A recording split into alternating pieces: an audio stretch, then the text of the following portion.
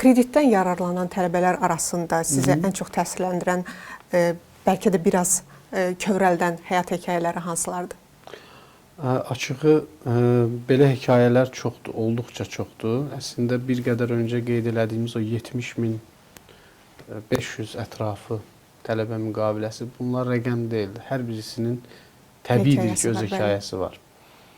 Birisi vəsait tapmırdı, təhsilini yarımçıq qoyacaqdı və yaxud da ki, bu vəsaiti tapmaq üçün valideyni hansısa böyük bir yükün altına girəcəkdi. Ən azından bank kreditinə girəcəkdi.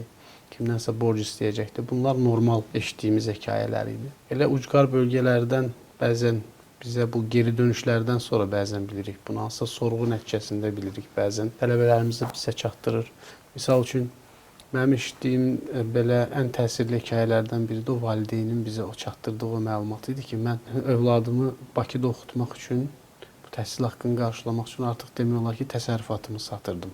Misal üçün, mal-qara ilə məşğul olur.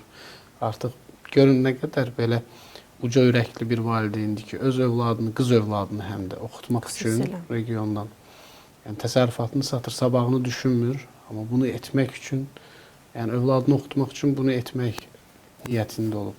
Son məqamda fondun varlığı ilə bağlı məlumat əldə edib və bizə çıxıb və nəticədə həm təsərrüfatı yerində qaldı, həm də bugün övladı təhsil alır və bizdən davamlı olaraq kredit alır. Sonuncu, bu il yaşadığımız 3 dənə belə hekayə var ki, eyni ailədən 4 nəfər tələbə eyni anda kredit alır. Çox övladlı ailədir, 4 uşaq. Deməli, limit yoxdur, bu arada bir məqama da toxunaq. Heç bir limitləmə yoxdur bizdə. Bir ailədən bir uşaq deyil? Nə yaş limiti yoxdur, nə eyni ailədə 2 və daha artıq icazə olması deyə bir şey yoxdur ki, hətta elə keyslər var ki, mən sizin diqqətinizə çatdırım, bu da maraqlı həyat hekayələrindən biridir. Biz bunu da çəkmişdik. Övladı ilə birlikdə oxuyan valideynlərimiz var. Hansı ki, vaxtı ikən ürəyində arzusu qalıb, bugünkü gün sosial cəhətdən imkanı çatmasa belə, fondun hesabına, fond eyni zamanda təşviq edir bunu oxumağa.